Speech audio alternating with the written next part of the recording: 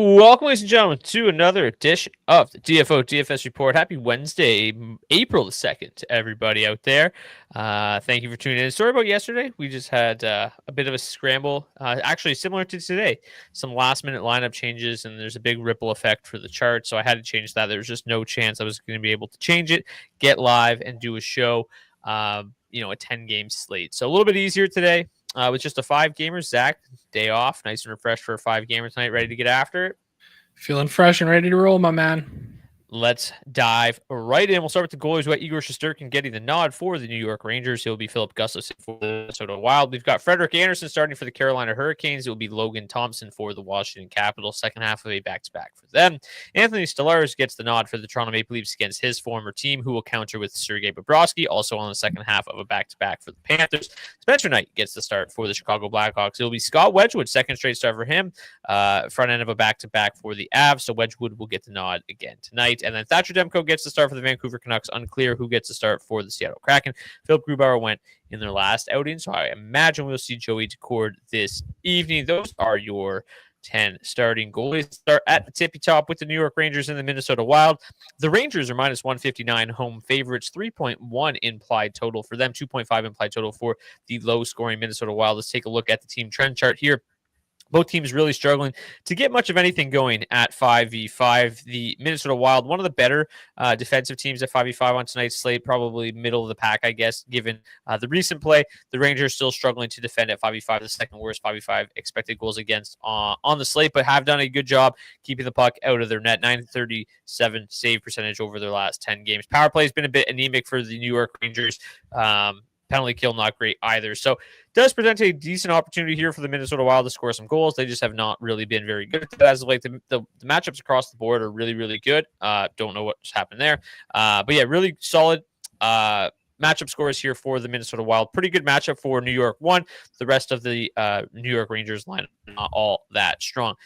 Really, the only line that's worth targeting right now does appear to be that New York top line. Best offensive metrics by a wide margin. I talked about it a little bit a couple games ago with the Rangers. The sample before without Alexis Lafreniere was considerably worse. But so far with Brennan Othmann up there, New York One's played extremely well. So they haven't seemed to miss Lafreniere all that much. So they grade out really nicely here, 82% on the offensive score. The matchup at 64% overall. They are 10th best on the charts tonight, but they are just 18,800. Artemi Panarin at 7,100, Trocheck 5,700, and then Othmann at 3K. Offense, up there, but he hasn't really done anything yet. Also not playing a ton. We're also going to have whereas New York 2, Gabe Perreault is going to make his NHL debut tonight on a line with Miller and Lafreniere. He's also going to be on the second power play unit. He's drawing plenty of ownership tonight at minimum price, which isn't totally surprising, right? First round pick in 2023, really good numbers, 16 goals, 32 assists, 48 points at Boston College. So definitely got some offensive ability that he could slide right into the NHL and have an impact. And at minimum price, pretty easy to click on him tonight, Zach. So let's start with the New York Rangers side of things. Obviously, New York 1, I think, is the highest upside play. But with Perreault on that second power play unit and on that second line at $2,500, some really nice value here on New York 2. But people are literally only clicking on Perreault. Nobody playing JT Miller. No one playing Lafreniere. Yeah, and you can kind of understand why when you take a look at the matchup score and the line stats. It looks somewhat rough here for this line.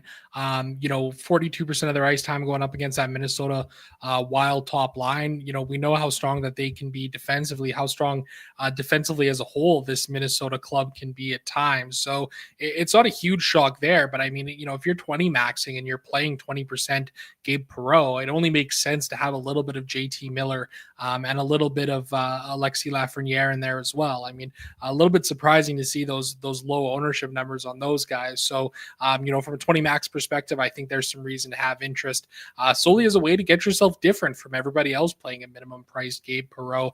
Because if he does get some offense, if he does find a way to get on the board, likely JT Miller or Alexi Lafreniere are going to be there alongside him, because they also all are slated to play on the second power play unit. So it seems like a bit of an interesting spot from that perspective. From a line stat matchup standpoint, certainly doesn't look the greatest. I think for me, this Rangers side of things, like that top line is where I'd have most of my interest here. Projecting for a little bit of ownership here tonight on this slate. Panarin coming in around 8.8%, 11.8% on Trocheck. Brendan Othman at 3K really provides some salary relief to this line as a whole, taking their price down a decent amount. Still waiting to see Othman really do some damage up there on the top line, but I think it's an interesting enough play there. I think my preference would be to play that top line. It feels like they have the higher ceiling. The line stats are solid for them, as you mentioned before, and the best matchup as well on this entire Rangers side. Yeah, Othman, I think it's been 3 or 4 games since moving up there. He's got 1 assist in his last 3 games, but still only averaging just north of 10 minutes, nearly 11 minutes, I guess. He's played 11:46 and 11:42 in 2 of the last 3 games. But that's still not a ton of ice time. He does have 4 shot attempts in each one of those games, so he is trying to get the puck on net. He's only hit the net 5 times on 12 shot attempts, though. So, yeah, I think he's a reasonable value. Honestly, I am kind of interested in this New York second line because, as you mentioned, right? If I'm playing pro at 20%, I really like the idea of mixing in Miller and Lafreniere. Lafreniere's really struggled as of late, hasn't done a whole lot, but still 7 points in his last 10 games, only 2 goals, though. The shot volume's just completely dried up, though, just 1.1 shots on goal per game. Same thing goes with Miller. Not a whole lot of floor to speak of, just 1.5 shots on goal per game, but he has 10 points in his last 10 games, so he's getting it done. They fully correlate on the second power play unit. They fully correlate, obviously, at 5v5. And the take at 14,200 is pretty reasonable with the amount of ownership that they're seeing. So I don't mind getting to them. I think that they're a really interesting leverage option, and playing Miller and Lafreniere with Perreault is an interesting way to kind of build around some of that Perreault chalk and make it, obviously a lot lower owned. So they're interesting to me. I have more interest in getting to them than I do a $16,200 Kreider's advantage at the Cooley line. In terms of the power play in this game, like I said, pretty anemic power play for the Rangers as of late, going up against the 18th ranked PK tonight. They have the 8th ranked power play tonight out of 10, excuse me. Let's focus now in on the Minnesota side of things. Again, this is not a team that I'm playing a lot right now. 1.48 goals for per 60. The power play has been okay. They do have a decent power play matchup tonight. It is the 5th best, but still nothing crazy impressive here from this Minnesota Wild side of things. The matchups are fine. Just the underlying metrics are pretty disastrous here as a whole from the Minnesota Wild side of things. So I haven't really been getting there. For once, they don't grade out as the number 2 lines target tonight. They actually are clumped together here at 15, 16, 17. Not, there is a decent chunk of ownership coming in on Minnesota 2 as a value option. The top line really is seeing about 5%. The third line not really seeing a whole lot. I don't really foresee myself playing a lot of Minnesota. We talk about it time and time again. They just aren't generating enough offense. The Rangers have struggled defensively, but Igor Shesterkin's still a good goalie. He's still playing fairly well. I just don't really see myself getting to a lot of Minnesota. In the charts, when you're looking at underlying metrics, they obviously grade out poorly. Power play matchup, not great. But then even in terms of just a raw projection standpoint, not a whole lot, right? In terms of value, Minnesota 1 grades out 9th best at $14,800. In terms of just raw projection, they are 12th best. And then the other 2 lines are 15th and 20th best. So nothing really screaming play Minnesota tonight. So I'm probably not going there whatsoever. I'm probably going to end up with quite a bit of Igor Shesterkin tonight and basically no Minnesota. How about you? Yeah, I agree with you there. Just as a regular thing, it's pretty tough to get to this Minnesota Wild team with much confidence. Doubly so considering when they go up against Igor Shesterkin, the Minnesota Wild have really struggled. 4 games played for Shesty going up against Minnesota in his career. 3 wins, no shutouts, but a .269 nice goals against average and a .915 save percentage. So he's been really, really good going up against the Wild in his career. And again, like you said too, I mean, this is just a team that's really struggling to generate consistent offense right now. As I mentioned on Monday's show, once Kaprizov and Eriksson Ek get back into the mix here, I think there will be more reason to play the Wild on a consistent basis. But right now, I'm comfortable just scratching them off here. If I get completely burned by the Minnesota Wild, then so be it. I'll take that risk. Yeah, I'm just taking a look here. So since the beginning of February, They've played 9 road games and they've averaged 1.6 goals per game on the road. Since the beginning of February. So not a team that scores a lot, and definitely not a team that scores a lot on the road either. Okay, let's move on to game number 2, Carolina and Washington. The Hurricanes are minus 209 home favorites, 3.5 implied total. They obviously get the Capitals on the second half of a back-to-back here. I'm just going to start with Frederik Andersen because there was a period of time where he wasn't playing particularly great, but he's just been absolutely lights out since basically the beginning of March. Since the beginning of March, he has yet to give up more than 2 goals in a game. He's 6-1 with a .939 save percentage. He's only given up 11 goals in those 7 games. So it's just been fantastic. 1.6 goals against per game right now. It's just been unbelievable. So difficult spot here for the Washington Capitals, second half of back-to-back, facing the Carolina Hurricanes, who are obviously pretty stingy defensively. The one thing I guess that bodes well for the Capitals tonight, no Jordan Staal for the second straight game. The matchup's not really going to change. In their first game without Jordan Staal, they still matched up that third line, which now features Jesperi Kotkaniemi, Logan Stankoven, and Jordan Martinook. So not really a whole lot of difference. And honestly, it doesn't seem to matter all that much. Martinook and Kotkaniemi are the ones that have played together a decent amount over the last couple of years, and their metrics together are quite good. The defensive metrics aren't amazing, but they're good enough, to kind of somewhat replicate what the Jordan Staal line's capable of doing. So I do think it's still a pretty difficult matchup here for Washington. The other matchup is going to be the top line. The Aho line going up against the second line for the Capitals tonight, and they've just been unbelievable. They have just absolutely dominated puck possession. They haven't given up anything defensively because they seemingly have the puck the entire time. They're doubling up the opposition in terms of shot attempts, and in terms of expected goals against, they're nearly tripling the opposition. So Carolina 1's been simply dominant at 5v5, and I don't really think that I'm going to end up getting to too much Washington top 6 tonight just because of how difficult this matchup is.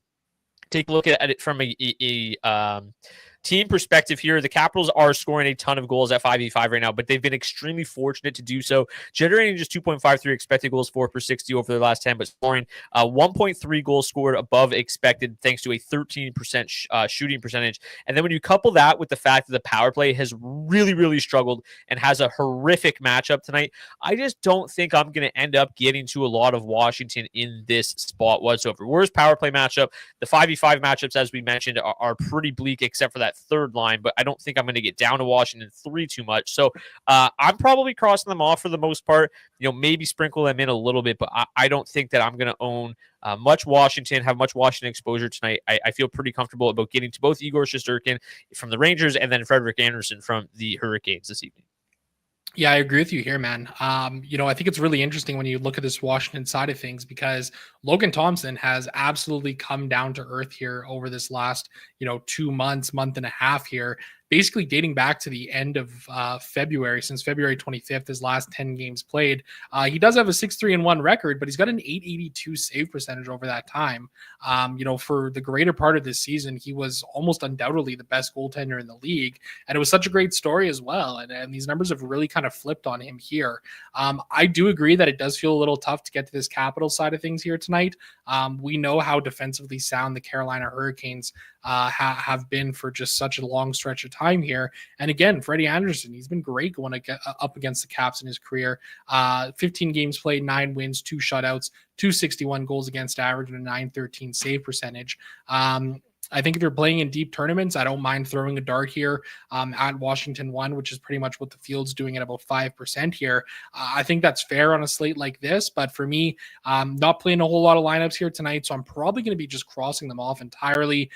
Maybe an Alex Ovechkin one-off at $7,800 as he continues to chase down Gretzky's record here. I certainly feel better about this Carolina side of things in this game. This top line has been just tremendous. Really solid floors from these guys over their last 10 games played. Seth Jarvis has been great. Sebastian Aho continuing to be great. Jackson Blake, finally found the back of the net a couple of times here recently, but still waiting for some more goals to kind of come his way here. So I think for me in this game, when I look at it, it's probably Carolina 1, and it's probably Frederik Andersen, like you mentioned. I don't mind a couple of the dart throws down the lineup. I think you can get a little bit of value at a guy like Logan Stankoven, for example, at 4K. I think he's a fine play here tonight. Solid shot volume as of late, 7.6 shots on goal over his last 20 games played, 1.0 goals per hour as well. So I think that's an interesting play down there if you're looking for some salary relief, or one-offing maybe some of these other guys as well. But from a full stack perspective, feel pretty good about Carolina 1 here in this spot. Yeah, we talked about how they were generating a lot of chances, but been a little bit snake bitten. And Sebastian Aho specifically had cooled off quite a bit, not really generating a lot of shots. He's now got goals in back-to-back games, a goal and 2 assists in his last outing. He's also got 11 shots in his last 3 games. So the shot volume starting to perk back up. Nice to see that. And yeah, I think that this is a line that makes a ton of sense tonight. Jackson Blake still generating a ton of shot volume. 2.7 shots per game during his last 10, 2.2 for Aho, and then Seth Jarvis at 3.3. So really good floor from this line. Obviously a great ceiling as well. I like getting to them a lot tonight. Blake coming at just under 10%. I think including him in full stacking here at 17,100 makes a lot of sense. I really like getting to Carolina 1. I don't know how much I'm going to get to the rest of this Carolina lineup, if I'm being honest with you. The second line, looks okay. The third line, as I mentioned, looks okay. Maybe mix in a little bit of the second line, I suppose. The matchup, far from ideal though. So to me, it's mostly going to be Carolina 1. Roslovic down the middle doesn't excite me all that much. Obviously, Taylor Hall's played well, but then you got Svechnikov on the second power play unit as opposed to the first power play unit. He is just $5,100. Like, they are a cheap option that I don't mind taking a dart throw on. And I'll probably be similar here, about 10%. But I'm not going to get too carried away. I have a lot more interest in Carolina 1 than I do that second line for the Hurricanes. In terms of the power play matchup here, it is the number 4 ranked power play matchup of the night. Projected for these, tied for the most expected power plays this evening. They are a team that draws a lot of penalties, going up against Capitals team that takes nearly 3 penalties per game, or 3 times short-handed per game. Capitals PK, though, has been fairly solid as of late, 11th best. So are you playing mostly just Carolina 1, or are you going to get to some of these other depth pieces? I know you mentioned them a little bit. Yeah, probably for me, like just in terms of a full stack, probably Carolina 1. Again, not playing a whole lot of lineups here tonight or anything like that. So, I don't mind the idea of getting down to some of these depth pieces. I can see why the field's getting there. But for me, I think Carolina 1 for full stacks, maybe a couple of one-offs otherwise. Yeah, just to go back to Taylor Hall, who's obviously we know playing quite well, but since March the 11th, so his last 9 games, 7 goals, 4 assists in his last 9 games. He's just been super good. And if you aren't aware, he is still in the top power play unit with Jarvis, Aho, Blake, and Gostisbehere. So another reason to like Carolina 1, right? Fully correlated on that top power play unit, but Hall one-offs make a lot of sense too if you don't feel like getting all the way down to Carolina 2 full stacks. Toronto and Florida should be a really fun game. The basically a toss-up here. Both teams 2.9 implied total. The Maple Leafs, the Panthers coming in the second half of a back-to-back. Pretty bleak matchup still for the Toronto Maple Leafs. And this is a team that still isn't really getting it going at 5v5. But the same thing can be said about the Florida Panthers in this spot, right? Just 2.42 expected goals for per 60, nearly mirroring that of the Toronto Maple Leafs. But they have struggled as of late at 5v5. Just 1.47 goals for per 60, just 5.9 shooting percentage. Both these teams have been pretty good on the power play, though, so kind of getting bailed out offensively on the power play.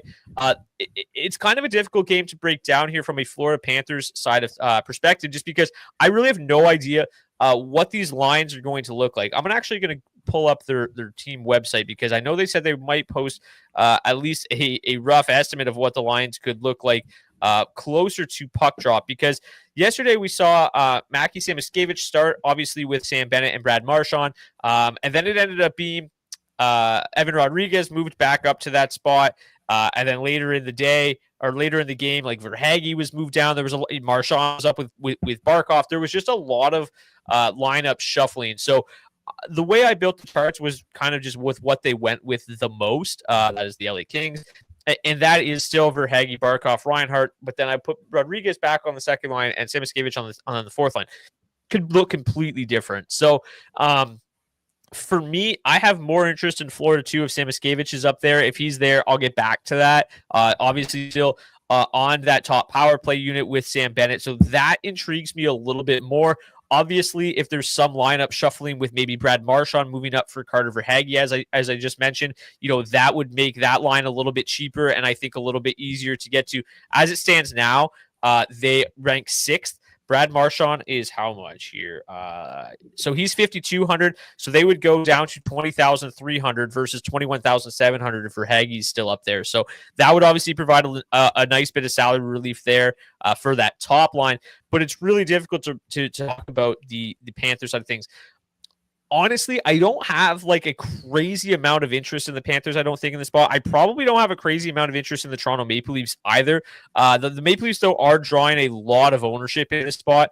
The top line specifically at 21,300. You got Matthews at 16.8%, Marner at 13.2%. Marner just $6,200. Last week, John Tavares and William Nylander was a line that we talked about a lot.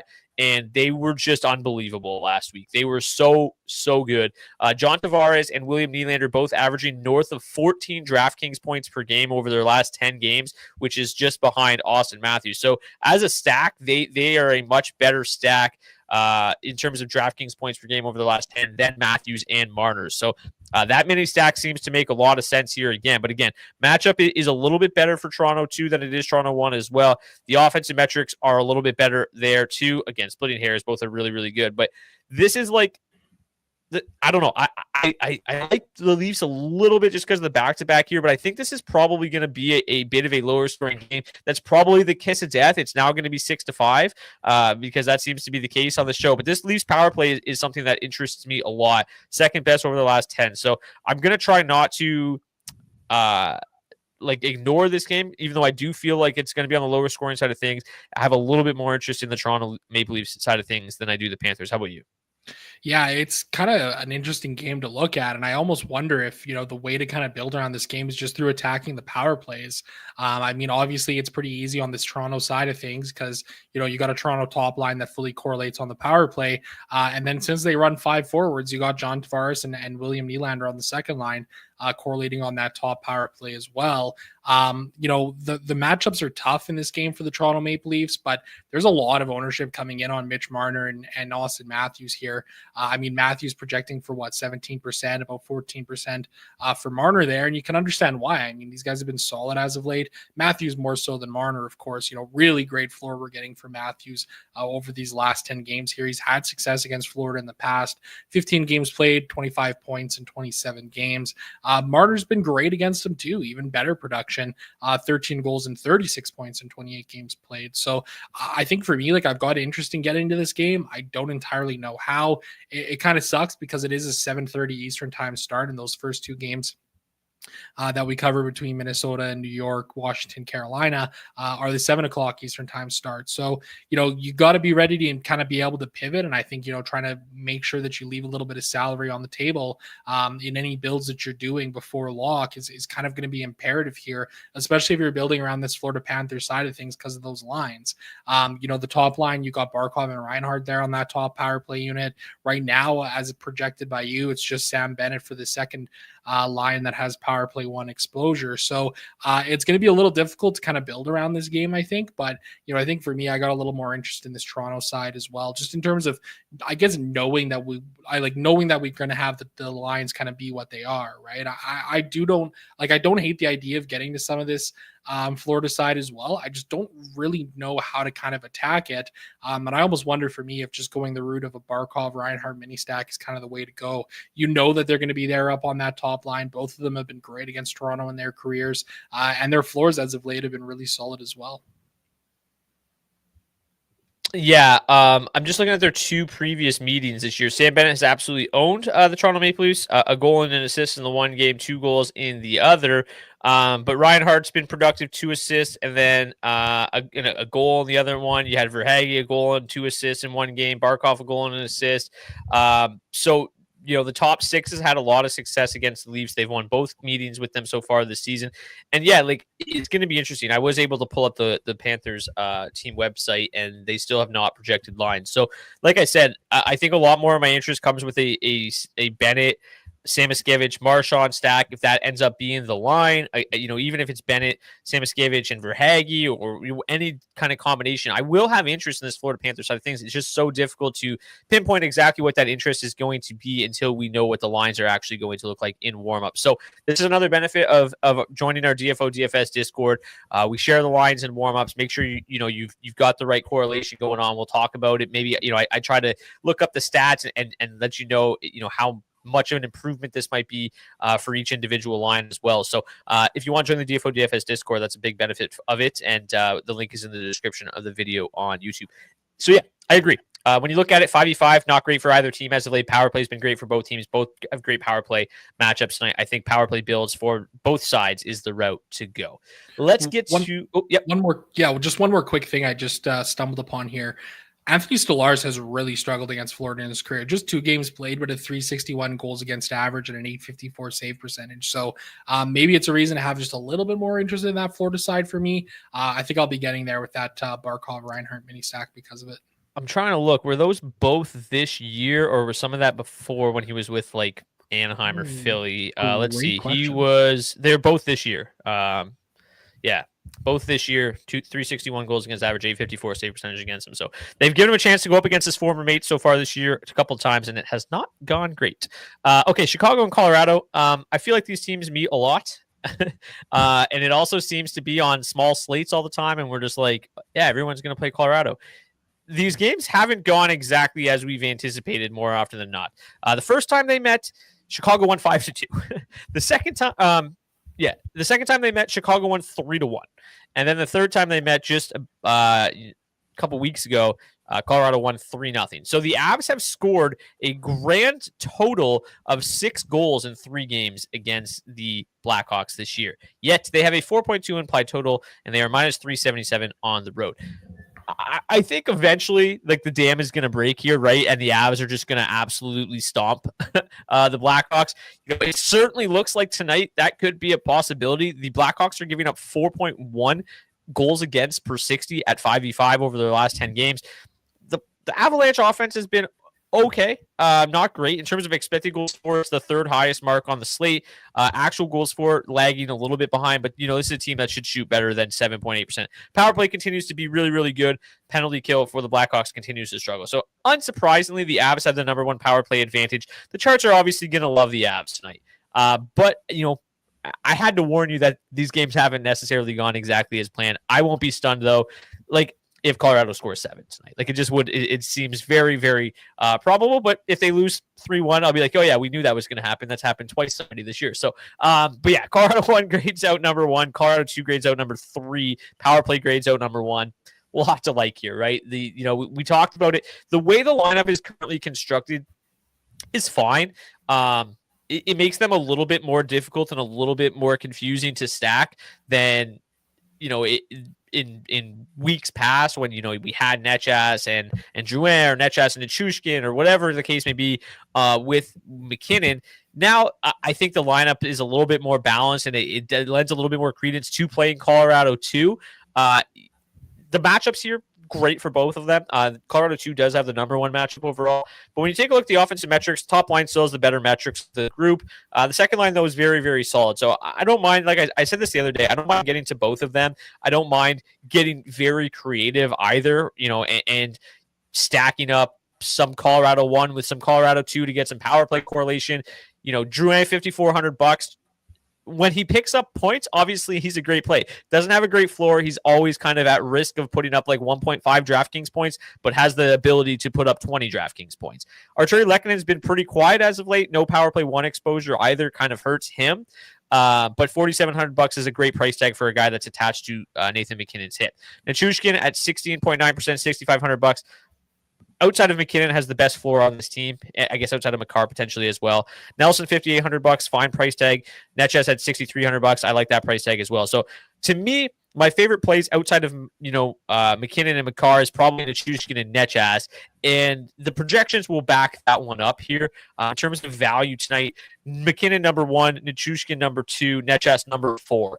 So they look like outstanding plays. When you take a look at the rest of this lineup, Lehkonen comes in at about 19th best overall, Nelson at 24th best overall. So those three that are on that top power play unit make the most sense, in my opinion. What is your plan of attack here with the Avs? Is it kind of just mix and matching both the top two lines in the power play? Yeah, I think a little bit. I mean, I think for me, I'm pretty willing to get creative here on this Colorado side of things. That top line, obviously, Nathan McKinnon continues to just be an absolute stud. Great floor for him as of late as well, as per usual. The problem is that like Drouin and Lehkonen, it's felt a little bit bleak there as of late for these guys. The floor has kind of been non-existent. Arturi Lehkonen continues to depend on scoring goals to really be paying off here on the DraftKings streets. The nice thing, I guess, with Lehkonen, he's down to $4,700. Jonathan Drouin, his price has jumped up to $5,400. Like, I think from a full stack perspective, I feel more confident in that second line.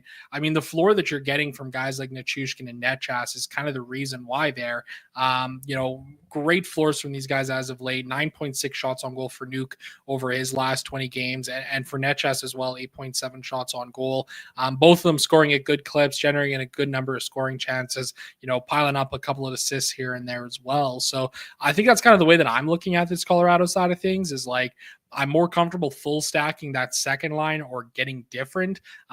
So I guess like my order of priority would be like Colorado 2 full stack, get weird with some lineups with McKinnon, Nichushkin, and Netchas. And then my third way to go, I suppose, would be just full stacking Colorado 1.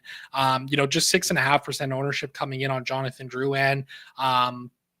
I can understand why. I mean, that price jump has been pretty significant for him there. His saving grace, I suppose, 1.8 assists per hour over his last 20 games. And he's also had success against Chicago in his career.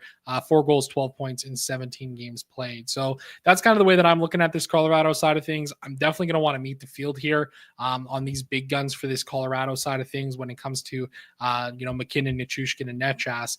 It just feels a little tough to full stack that top line and feel really confident in doing so.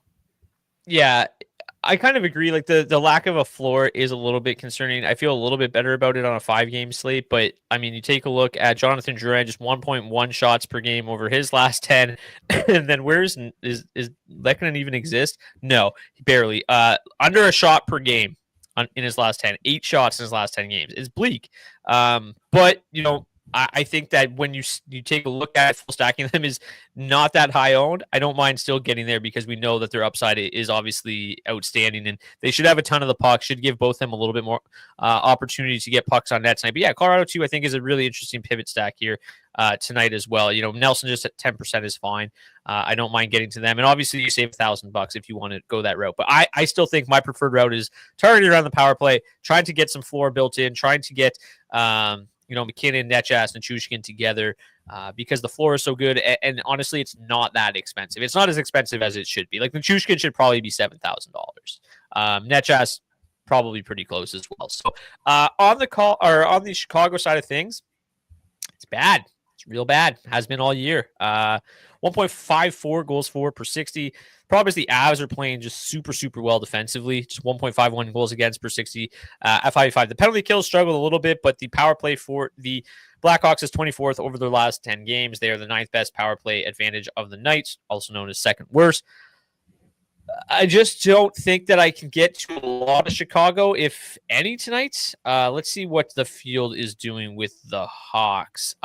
Not playing them either. I agree. The top line, Donato and Bedard, we know that they can have big games. They're still fairly expensive, like a couple $100 more to get to Nichushkin and Netchas feels a lot better to me. I just don't even think this is a great get different play, but they've obviously surprised us a little bit so far this season. Against the Avs. If we take a look at their most recent game, though, they lost 3-0, and they had just 20 shots on goal. That seems to be more like the Avalanche team that's playing tonight than the one that lost 5-2 to them in late October, or the one that lost 3-1 to them in early January, right? This is a Avalanche team that seems to be firing on all cylinders right now, and I'll find money to spend elsewhere other than the Blackhawks tonight. Yeah, I agree with you. I mean, I think if you're playing in deep tournaments, like the public is throwing a dart here on Chicago one, around a couple percent here for Donato and Bedard. I mean, I can get it. The floors have been decent from these guys. Ryan Donato obviously still has great goal scoring upside here with 1.7 goals per hour over his last 20 games. Ilya Mikheyev somehow scoring 1.4 goals per hour over his last 20 games as well. I could understand it for like a really deep, get different tournament play if you're willing to throw a dart on a single lineup. For me, probably going to pass here on this Chicago side of things. It feels pretty gross. And it feels pretty gross like for Spencer Knight here as well. I mean, it's been a real struggle for him since he came over. Obviously had, 2 or 3 decent starts in his first couple of games there, but his last 5 games played, 847 save percentage, allowing 20 goals against in 5 games played. So Yikes. it does feel like this is the game where it kind of turns around for Colorado. Yeah, and the chat's pointing out that Donato's red hot, and he is. Obviously, he's got 6 goals in his last 4 games. The problem is he's shot 43% to do that. It just doesn't feel like something that I want to chase at that price, right? Like, he can't maintain that. If he's only going to get 2 shots on goal tonight, the chances of him scoring are relatively slim. And Scott Wedgwood's played really, really well. I'm not that concerned about Wedgwood versus Blackwood tonight. Vancouver and Seattle is going to be an absolutely massive game for tonight's slate because Vancouver 1 is outrageously popular. They have a 3.1 implied total. They are minus 147 home favorites against the Seattle team that is not defending very well. They have given up 2.82 expected goals against per 60 at 5v5, which is the worst mark on the entire slate. The Canucks, on the other hand, have been great. They have probably been a little bit fortunate, but they're still scoring 3.3 goals for per 60 at 5v5 over the last 10. You're also having the penalty kill being a bit of an issue here for the Kraken as of late. It's about average, though. They also don't take a lot of penalties. The power play probably not a huge factor tonight for the Canucks, but obviously Quinn Hughes has been unbelievable. P.S. Suter's filled in very admirably here with Elias Pettersson out. It's easy to see why people are getting to Vancouver. They're super cheap. They're $15,800 to full stack, which is a great price tag against the Seattle team that is really struggling to defend right now. So, am I going to end up getting to 20% to Bruss, Suter, and Besser? Probably not. But I'm interested. There's no way around it that they look like a good play. The matchup is good. They're going to see mostly the first line, but they're going to see about 60% of their ice time against the other 3 lines. As I mentioned, this team as a whole, the Kraken, have struggled to defend. But that top 6 specifically looks pretty bleak. Really solid offensive metrics for the most part from Vancouver 1, but you can tell they've been fairly fortunate to get the results that they have thus far. Can they stay hot? Sure. I think it's entirely possible. But I feel like they're a touch too chalky tonight. I don't think I'm going to get to I'll probably be under the field on them, and hopefully Joey Decord can stand strong. But I still think that my favorite play outside of Quinn Hughes is P.S. Suter, right? It's hard to get a cheap center in the mix. He's just $4,800. I think he's still a strong play tonight. He's played super, super well, playing huge minutes as well. So yeah, I like getting to some Vancouver tonight. I don't know if I'll quite meet the field. If you take a look at the rest of this lineup, it's all, fairly pedestrian. The matchups are all fairly solid. So there's kind of an avenue here for this entire lineup to be okay. Apr.2 has been kind of red hot. I don't know if I'm going to end up chasing that one, but I know you've talked about him a little bit as of late. Just to give you an idea though, before I throw it to you, P.S. Suter leads his team with 12.5 DraftKings points per game over the last 10. He has 13 points during that stretch. Quinn Hughes is second at 12.2. He's playing north of nearly 28 minutes per game, which is just outrageous. He has 10 points in his last 10, also averaging 3.1 shots on goal and 1.4 block shots during that stretch. After that, it's Kiefer Sherwood, Atu Ratti, who are going to be together on that second line. So both of them have played very, very well. Pretty good weeks last week. See if they can stay hot. If you want to kind of chase that, they are super cheap, $31 and $4,500 tonight. Yeah, pretty interesting game here. I mean, this Vancouver side of things, it does feel pretty tough to get to the ownership that Vancouver 1 is seeing here tonight. Somebody mentioned in the chat the games have been pretty crazy between these two teams this year. 3 games played so far. The most recent game here on March 1st. Seattle won 6-3. Vancouver won 4-3 in a shootout on January 2nd. And then in late December on the 28th, it was a 5-4 overtime win for the Kraken. So there's been a lot of offense to come around here between these two teams in these games played. So I definitely have interest in getting to this game and getting exposure to it. For me, I'm probably going to throw a dart here on Vancouver 1. I don't mind getting there. with Quinn Hughes as well. I don't know how much I'll get to the rest of this Vancouver lineup, aka I probably won't, which is exactly what the field's kind of doing here in this spot as well. Pretty modest ownership coming in, like 5% on that second line, which I think is okay if you're, playing a really deep tournament or something like that. Connor Garland, 14 games against the Kraken in his career, 6 goals and 14 points. So he's really found some success. But even on that top line, like Jake DeBrusk, 4 goals, 6 points in 8 games played. Pius Suter, 2 goals, 4 points in 8 games played as well. I don't think I'll be getting to the field on Vancouver 1 to say the least, but I'll definitely have some interest in them there. This Seattle side of things is kind of really interesting. You got Yanni Newman bumped up to that top line alongside Matty Beniers and just so we know, that is a complete projection, just to be clear, because we did have, like I said, right before we came live, we found out that both Jaden Schwartz and Eli Tolvanen are out. So I had to completely guess the Seattle lineup. I don't know for sure. Newman seems like a likely candidate to move up. We saw them play together a little bit the last couple weeks, and then before they went back to the original look. So that's why I went the route that I did. I kept Seattle 3 together with McCann, Wright, Burakovsky, and then I moved Mike Easimont up to the Stevenson line. Will I be right? We'll see. But it's difficult to build around Seattle. It's the last game of the night. We have no idea what this lineup is going to look like. I think there's certain spots you can feel pretty comfortable about. I'm assuming their power plays probably won't change a lot, but I don't know for sure what these Seattle lines are going to look like. Continue. Totally fair point. If Seattle 1 is together, I think they look like a really interesting play here tonight. Got a full stack of them in our TFO head-to-head here is a really kind of a get different line on the slate here. The floor's been solid for these 3 guys over their last 10 games played, so I think I've got some interest in getting there. I think the nice thing about this Seattle side is like pretty much no matter which way they go in terms of the forward lines, it's fairly easy to pivot. I mean, the most expensive guys are Shane Wright and Jared McCann, and they're playing on the third line. That being said, I do think that they could be an interesting play here as well. I mean, Jared McCann's floor has been tremendous here as of late, 10.8 shots on goal over his last 20 games. Oh yeah, and he's kind of lit up the Vancouver Canucks in his career, 5 goals and 18 points in 21 games played. And so is Shane Wright. I mean, 3 assists in 3 games played. That's a pretty solid clip for him. So I've got some interest in getting to the Seattle side of things. Just try and make sure that you're aware of kind of the fact that these lines could change here. It does seem like an interesting game to get some exposure to for sure, though. Yeah. Speaking of which, we always talk about the defensemen. Vince Dunn, Brandon Montour, always good plays. They are the guys that really have the value or the good floors in Seattle, kind of when all else fails. And for whatever reason, Vince Dunn is $3,800 tonight. That is the forwards, $3,800 for Vince Dunn. He's seeing significantly lower ownership than I was anticipating. He should be the highest owned defenseman at that price, in my opinion. And he is torched the Canucks this year. 3 goals, 4 assists, 7 points in 3 games against the Canucks this year at $3,800. I'm going to have him in a lot of lineups tonight, to be sure. Ridiculously good price. Brandon Montour, pretty affordable as well. Honestly, I could see myself playing both of them in a lineup and just not playing anybody else from Seattle. He's just $5,200, seeing about a third of the ownership of Vince Dunn. They both play a tremendous amount of ice time. They both have great floors. They both have good ceilings, especially if this game gets up there in the score. So, yeah, I like them both a lot. And Yanni Newman, regardless of what line he's on tonight, remains a strong value option.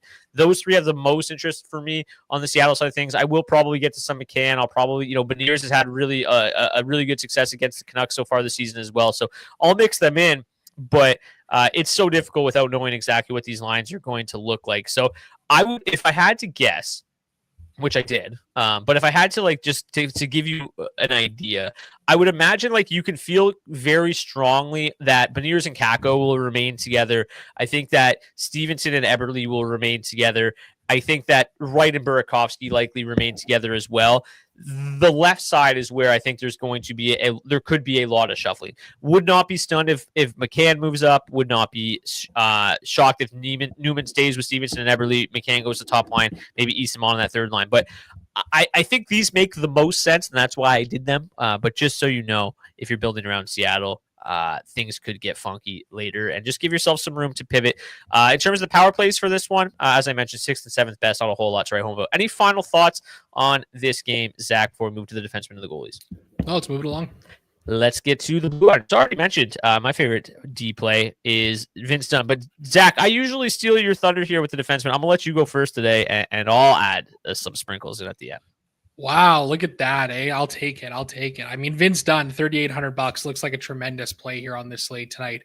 I mean, we were talking about it before the show. I mean, this guy's price just 2 games ago was $4,700, so you're getting a really nice discount.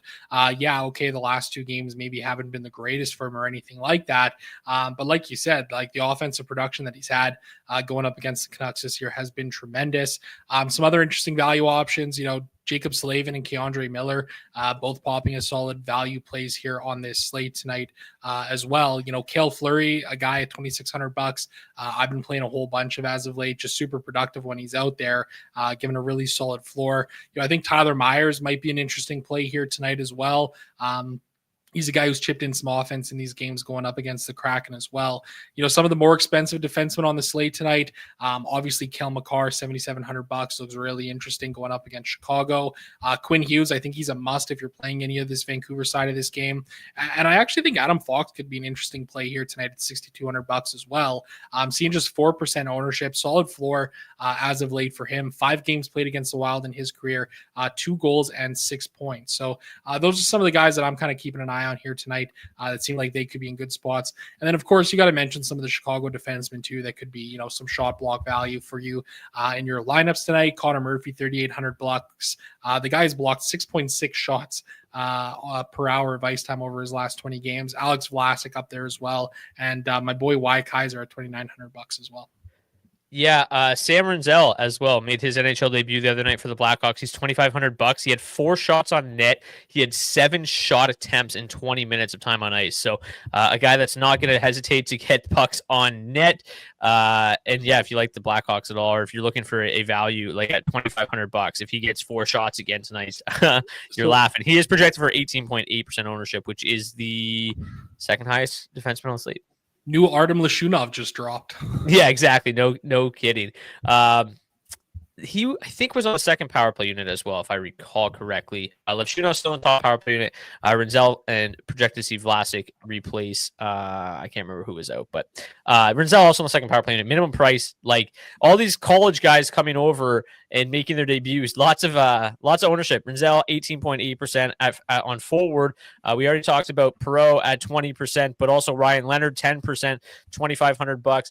Leonard was a little bit quiet in his debut yesterday, but also seeing decent usage at minimum price. So if you're looking for value tonight, you've got 3 guys that all had really, really strong college careers that are in pretty interesting spots in the lineup. You could conceivably play all 3 of them and find some success tonight if you're really looking for some value. So they are certainly interesting. Just a couple other defensemen to mention here. I just want to bring over this chart that I brought up the other day. If you take a look at the best floors, John Carlson's been great. Brandon Montour, we just mentioned. Tyler Myers, you've already talked about. Connor Murphy. Sam Malinsky's been really good. Could see a little bit more Sam Malinsky tonight with Sam Girard out. Jake Middleton, always the guy that produces a pretty solid floor. Jacob Slavin, Devon Toews in the mix as well. Let's get to the goalies. So I already talked about my 2 favorite are probably Igor and Freddie. I'm a little bit concerned about potentially, a lack of shot volume for both of them. But I think they're both in really good spots tonight. Freddie's seeing significantly lower ownership than Igor, who is the projected to be the highest owned goalie of the night. Stellaris is the projected to be the highest owned. Igor is the second highest. You talked about it. Stellaris at $7,800. I think it's an okay play, but he has struggled against the Panthers this season. I think he's a lot more risky than Igor and projected for the exact same amount of shot volume. So I lean Igor over Stellaris there, probably Anderson as well. If I'm going dumpster diving, I'll always feel okay with getting down to Philip Gustafsson, $7,500, decent enough matchup there. Logan Thompson, I think we talked about his struggles, but this is a Hurricanes team that is super capable of throwing 40 pucks on net and only scoring twice. We've seen them do it plenty against worse goalies than Logan Thompson. So $7,400, he could. This is still a very good Capitals team that could certainly win this game. And he could be a nice value at $7,400, not seeing a whole lot of ownership. So he's probably the lowest that I will go tonight. So my 4 are Thompson, Anderson, Shesterkin, and Gustafsson. How about you? Yeah, I agree with you there. I think you got some great points. I think for me, Freddie Anderson's a guy that I love here on this slate tonight. Really solid numbers going up against Caps in his career. Same thing with Shesterkin. Probably have a lot of my ownership through those two guys. I don't mind the idea of getting to some Bobrovsky here as well. He's been pretty solid against the Leafs in his career. I think like this Minnesota game, like maybe a little Philip Gustafson. He has been, still having a great season there for the Minnesota Wild.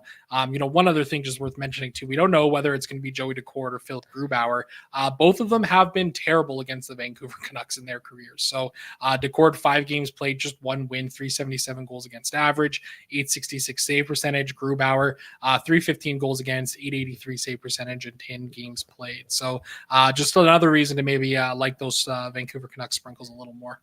All right, let's get to our hat trick pick challenge. If you want to participate in today's hat trick pick challenge, all you got to do is drop a comment in this comment section of the video on YouTube who you think is going to score a hat trick. If they score a hat trick, we'll get you a $25 gift card to nationgear.ca. You can pick up some daily face-off swag. There was a hat trick on Monday. We still got to raffle one off. We'll raffle off a hat trick pick tomorrow as well. So if you do submit a hat trick pick tonight and you get it wrong, but somebody scores a hat trick that nobody picked, we'll just raffle it off to anybody. Who scored the hattie on Monday? I can't remember who it was. I can't remember either right now. Somebody in the chat, help us out. Who scored the hattie on Monday? Zach. Feels like the first time in a long time. You won our daily face-off head-to-head on Monday, so you get to pick your hat trick pick first. Let's go Austin Matthews, 15 goals in 27 games played against the Florida Panthers in his career. Probably due for a little more goals based off what he's been generating lately. I'm going to go with Vince Dunn because he's dominated the Canucks this year, and he's $3,800. He's going to break the slate. Vince Dunn hattie for me. There was a hattie yesterday, but Marchenko. Yeah, that was yesterday, but we didn't do a show. There wasn't one on Monday. Well, I guess we're not giving anything away. Okay, let's get to today's daily face-off, our head-to-head lineup challenge, where I lead 44-38 in the season, but you won our last head-to-head, so you get to go first. One game closer to victory. For me, obviously went with that Colorado game. Colorado side, got to get some exposure to that game for me. So I went with the Nathan McKinnon, Valeri Nichushkin, Cale Makar power play stack. Got some exposure to both of those top 2 lines. Got the 2 Kales on the blue line. Cale Fleury, a nice value guy that I've been playing a lot lately. Freddie Anderson in the crease. And then it was Yanni Newman at $3,400. Threw him into that utility slot. And then I was like, damn, I need some more guys. Oh, wow. Matty Beniers and Capo Caco fit right in there perfectly. So we got another full Seattle stack at a DFO head-to-head. Feels a little scary to me. And then Logan Stankoven at 4K. I mentioned him as a solid value play earlier.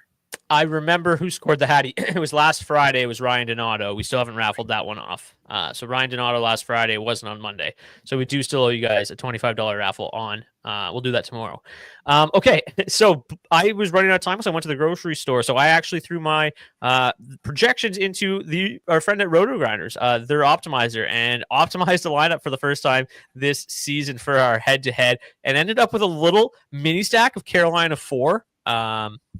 I think I did. No, I don't have Eric Robinson in there. Never mind. This is the wrong lineup. Let me find the right one. Let me see if I can find the right one really quickly. Ooh. I'm supposed to have Eric Robinson in there, and he's not. That is not it. This is supposed to be my lineup. So I got a mini stack of Carolina 4, Jankowski, Eric Robinson. Then I went with Nathan McKinnon, Valeri Nichushkin. I got Seth Jarvis in there as well. Cale Makar in there, Vince Dunn, Yanni Newman, and Igor between the pipes. So a bit of a mess. But if you want to see another lineup that was generated, thanks to our friends, has a defense Hartman against the goalie though, which is why I didn't like it, and I dumped it. But it's supposed to be the other one. So just let the record reflect, Zach, I did not play the Ryan Hartman lineup. Thank you guys so much for tuning in to today's DFS report. We'll be back tomorrow for a much larger slate. Before we go, just make sure you smash that like button if you're watching on YouTube. Helps us grow this channel, helps us grow the show, helps us continue to bring you all this daily face-off charts for free and all that good stuff. And as I mentioned, shout out to our friends at rotogrinders.com for providing projected ownership for today's show. Really, really nice addition to the show this season. We appreciate them so much. And if you want to get $20 off your first month of RotoGrinders Premium, you can do so by clicking the link in the description of the video on YouTube. It does not have to be RotoGrinders NHL Premium. It can be any one of their sports. So with MLB just getting started, you could get $20 off your first month of MLB Premium at RotoGrinders. Because here at Daily Faceoff, we only do hockey. So if you're looking to play other DFS sports throughout the summer, Roto Grinders is the place to be. And if you want to join the GFO DFS Discord, which I mentioned earlier in the show, the link is in the description of the video on YouTube. That is going to do it for this Wednesday edition. We'll see you back here on Thursday. Until then, hopefully you return with more money in your bankroll tomorrow than you had tonight. Until then, cheers. Cheers.